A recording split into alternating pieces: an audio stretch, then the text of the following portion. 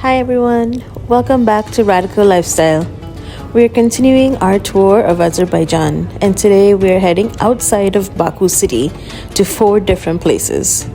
Our first stop is Qubustan National Park, followed by the Mud Volcanoes in Qubustan, and then an exciting trip back in time to the Ateshgah Fire Temple. We'll be wrapping up our day with a quick visit to Yanardag, the fire mountain. Qubustan is about a little over an hour's drive from Baku city, the capital of Azerbaijan. So Qubustan is best known for being the home to the famous rock petroglyphs. We have arrived at Qubustan State Historical and Cultural Reserve. It was listed as a UNESCO World Heritage Site in 2007. Now let's listen to our tour guide Yaqub as he explains and takes us through the national park.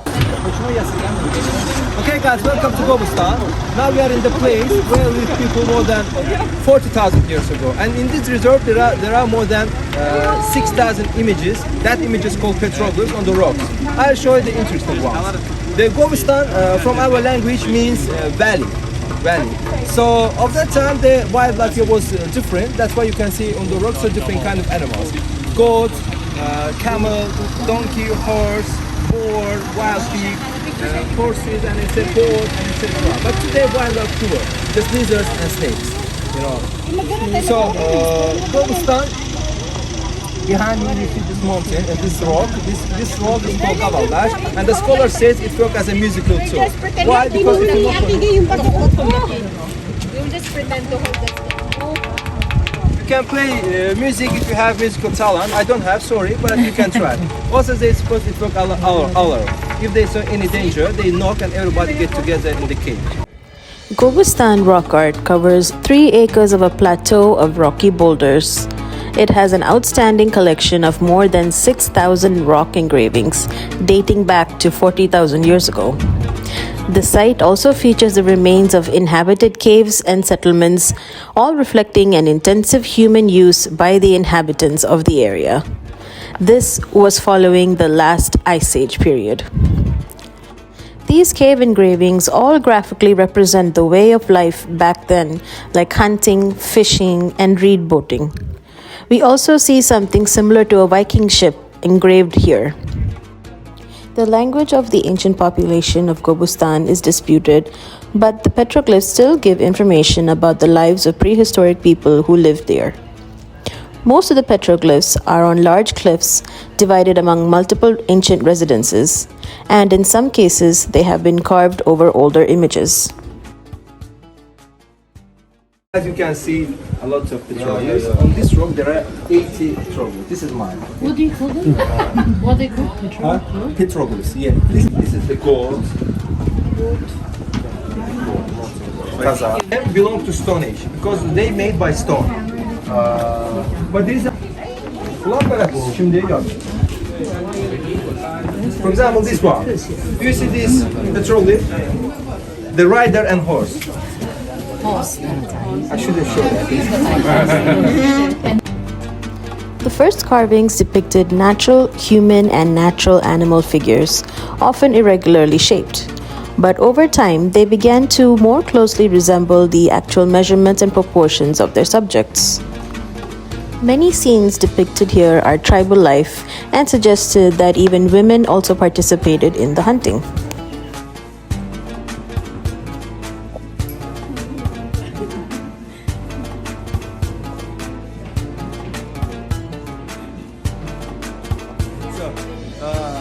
Maybe you are wondering how they draw, and the work is found run into the petroglyphs, and after that archaeologists came and researched, and from 1966 this place started to work as a reserve.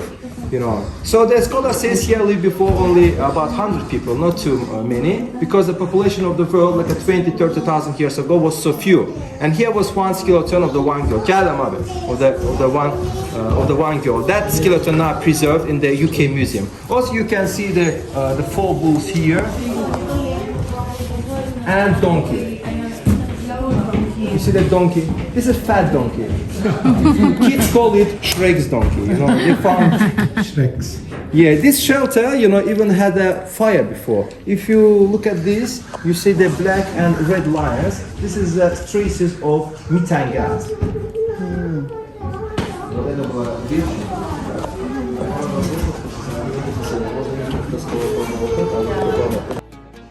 Our guide told us that over a period of time, a lot of many natural calamities and natural disasters took place here, causing a lot of these caves and boulders to fall on top of each other. And we understand that the climate back then was as much as it was today, which is a hot, airy desert climate.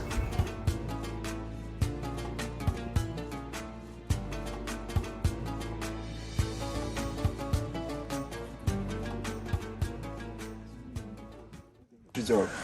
It's not donkey. It's too fresh to be donkey to be oldest. But these two figures. What is that? What do you think? Just give me any option. Which one? This. Looks like a snake cobra. Okay, guys. Okay. I know it's very hard to find. In my experience, only one guest found it, and he was crazy. So a normal human couldn't find that. Because when I say what it did, you will get. This is two figures of females. They are women. They are pregnant.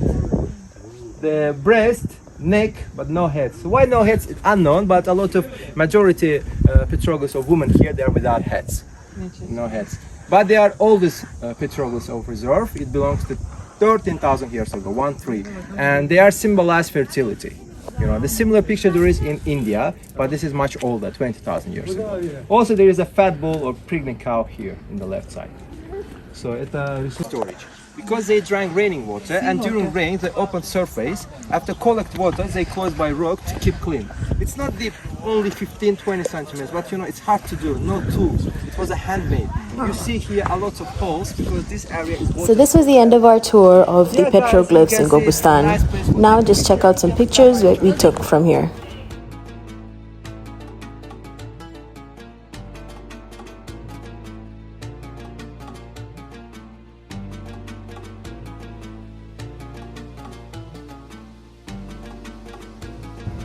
After we left the petroglyphs, we are now heading towards the mud volcanoes.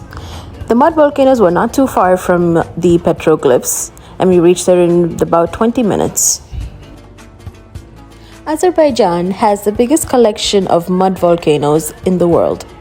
It is widely spread all across the country.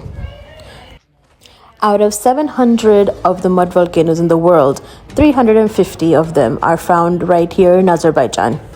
Since 1810, there have been about 200 eruptions from 50 volcanoes in Azerbaijan. The eruptions are accompanied by a loud explosion and a lot of underground grumbling.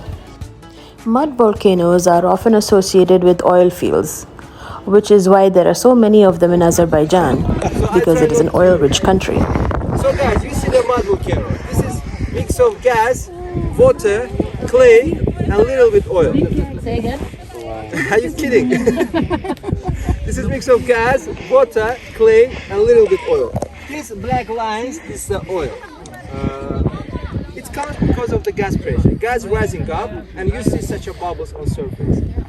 New Zealand, Iceland, and in Wyoming, US, Yellowstone Park. But all of them hot because others geyser technology. But this one is cold because this is methane gas only rising up, and you see such a bubbles here. In Azerbaijan, there are 300 such a places. This area is one of them. The eruption of the mud volcanoes are often used as raw materials for chemical construction and also pharmacology. They say that the volcanic clay and mud are often used in treatment for nervous system diseases, for the skin diseases, and also for rheumatism. After a quick tour of the mud volcanoes, we got on our bus and drove over an hour past Baku to Ateshgah. This is where the Zoroastrian Fire Temple is located. The Ateshgah Temple is located on the Absheron Peninsula of Azerbaijan. It's about 30 kilometers away from Baku. It used to be a place of worship for Zoroastrians, Hindus, and Sikhs. According to historians, this temple was built between the 17th and 18th centuries over the remains of another fire temple.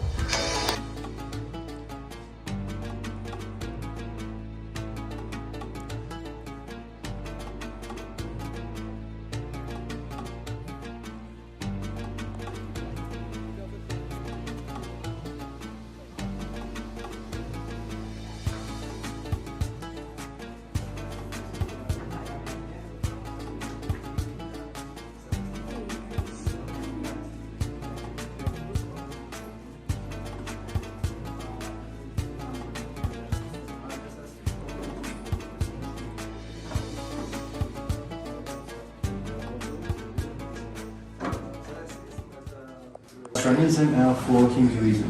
What's the difference between these two religions? For Hindu, fire is God. We have a lot of gods. One of the main of them is Ganesh, maybe you have seen in Indian movies. But for Zoroastrian, fire isn't God. This is just like a face of God. It represents the gods. It's holy elements. With fire, they also have a water, land, and air. See, four holy elements. This is Zoroastrianism is monotheistic religion. There is only one God, and his name is Ahura Mazda. This religion, you can imagine like a fight between kind and the bad side. You see the emblem of Zoroastrian, which called Farbahar, and this is a messenger of this religion in Azerbaijan as well, and the religion of Azerbaijan before Islam was Zoroastrianism. We were fire worshippers. Two wings of eagles and tails, you see. In every wing you can see 3 rows of feathers. That means good souls, good words, and good deeds. So in this religion, this Zoroastrianism proposed you to choose the kind side.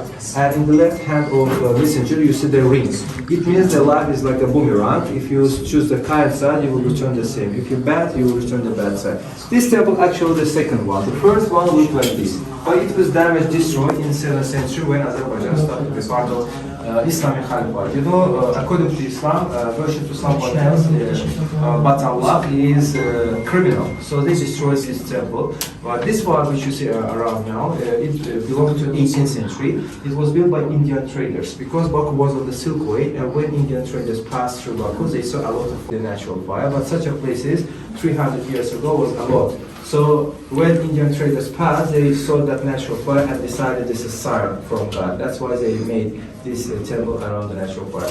18th century was considered the flourish time of this temple. A lot of pilgrims, especially from India and Iran, visit this temple. But in 19th century started black period for this religion because started extraction of black gold. During extraction of oil, at the same time rising up the natural gas. So after some decades, the pressure of gas went down, and eventually the natural gas stopped, and the pilgrims decided God left us.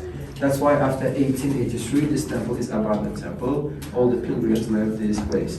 Only in 1964, this place reopened as a museum for tourists. All the rooms which you see around is like a hotel rooms.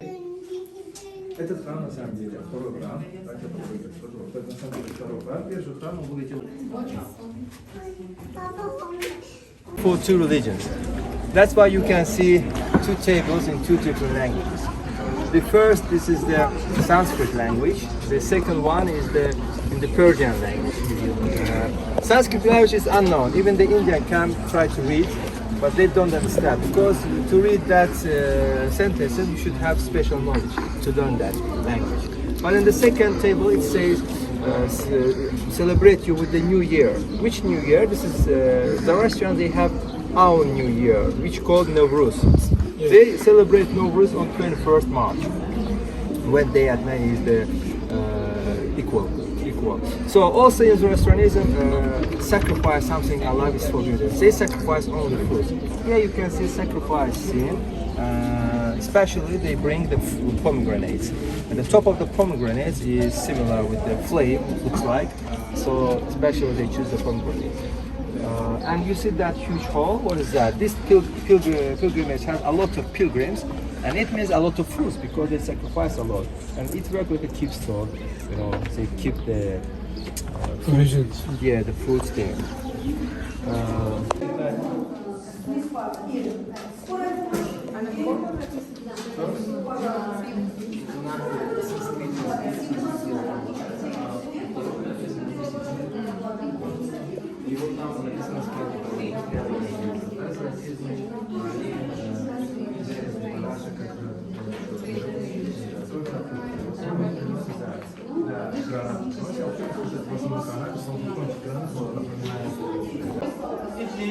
You have to accept this religion. Okay? You have to accept this religion. You know that in the restaurant, they make a fire in such a cup and start to pray. They go around the fire. They do 7 rounds. And during going, they read the pray, and that praying verse taken from Holy Book of the restaurant.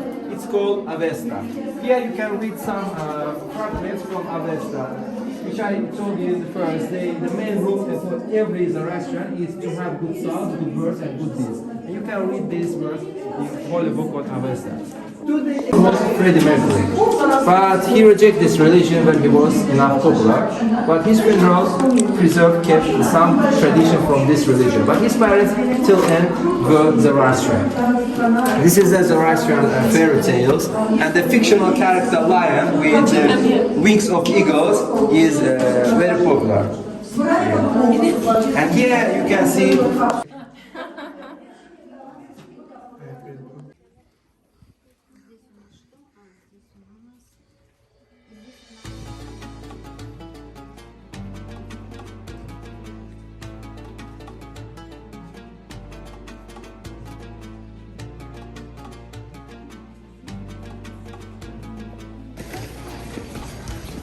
You can jump at the same time and you can check it. Let's not take that risk. So guys, in Hinduism, you know, after dead, body taken to burn. It's called cremation. This is crematory. A lot of 100, maybe 1,000 bodies were burned here. But in Hinduism, they don't burn body. They have the human way, the soft way, unlike the Hindu. What they do, they take dead body to top of tower, and that towers they call Tower of Silence. And the vultures come down and eat the body. Oh. Sometimes they put yogurt on body for good taste. So, it's a crematory. So, this guy is Hindu, also hurts himself by chain. It reminds you maybe the Shia religion. The Shia also do such a torture in the first month by Islamic calendar. Sometimes they attach the blade to the chain for much powerful torture. This is also Hindu, and also he believes in this way that the God forgives and clean his sins. This guy is Zoroastrian. You know, in what does he do? In country where majority of population fire worshippers, in such a places there is lack of wood, because every day they create, they make fire and they use wood. And when they don't find wood, especially full level of population, they use everything, even cow's dung. But you know, fire couldn't smell that. It is holy for them. They worship to fire. He makes from greens some spicy for fire, for good smell. Are you the restaurant? Donkeys and horses. Another side for pilgrims. In Zoroastrianism, begging is not allowed. If you have some trouble, you may come to temple, and if you pray for someone, he will award you. So you see, one man gives to another one little money and fruit. Why? Because he believes if he buy for himself a lot of praying, it's more chance to get heaven. And heaven of the restaurant consists from fire. Now you are confused again with praying. But still, it's better than nothing. But it's 400 if small sausages.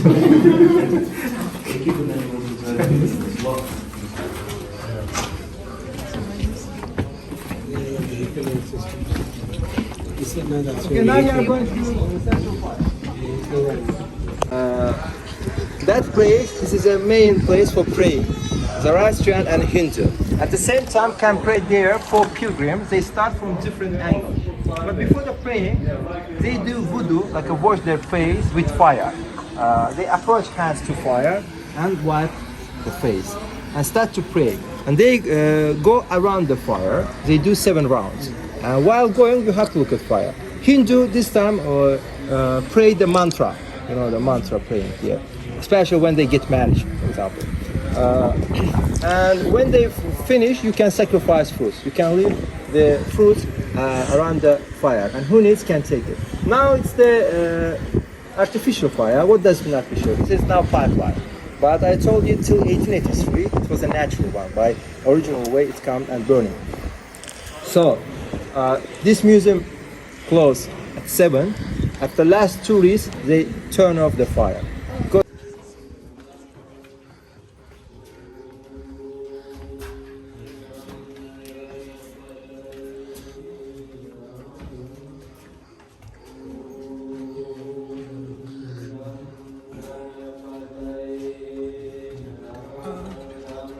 I was surprised to see all the Sanskrit inscriptions and hear Sanskrit mantras and see idols of gods from Hinduism here. Even the name Ateshgah is related etymologically to Sanskrit words Atharvan and Gar. For Zoroastrians, this word means house of fire. The Hindus who came here were Indian merchants on the Silk Road from the Multani region of Punjab. They were moved to stop at the location and build a place of worship due to the naturally occurring flames. The Sanskrit inscriptions state that the temple was built for Jwalaji, who is the modern deity of fire. The natural fire that was present here went out in 1969 due to the heavy exploitation of natural gas reserves.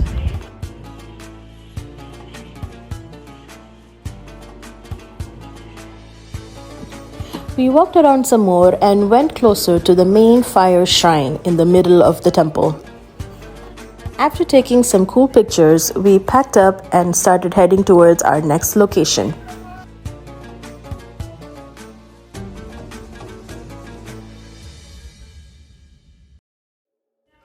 We hopped on the bus and went to our last destination, which is Yanardag, or the Burning Mountain. Yanardag is a natural gas fire which blazes continuously on a hillside on the Absheron Peninsula located in the Caspian Sea.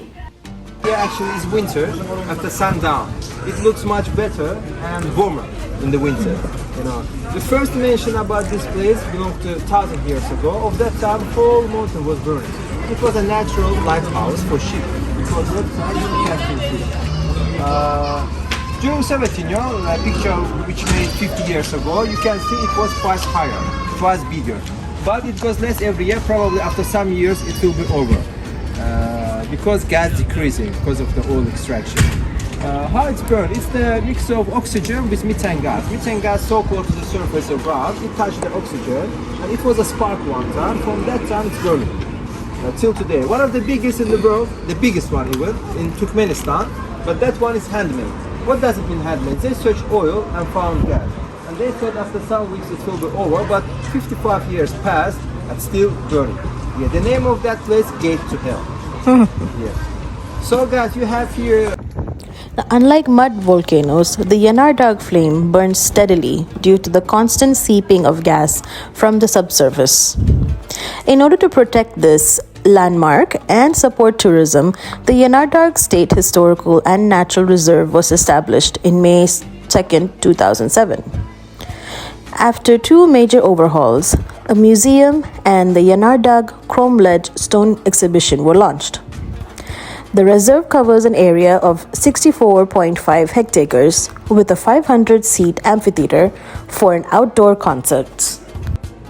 The museum has a cool interactive feature like this, where you can see your image in flames. Along with this interactive feature, there is lots of information on the history of the area, including the Burning Mountain, the Fire Temple, and the Mud Volcanoes.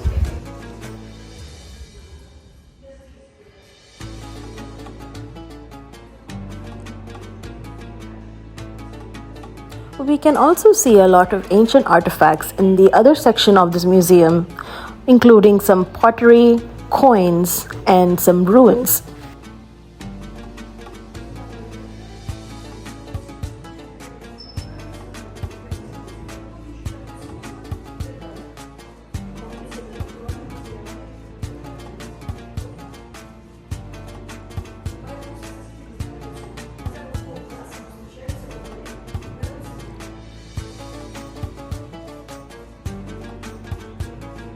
I hope you enjoyed this episode today and you learned a lot more about the culture and history of Azerbaijan.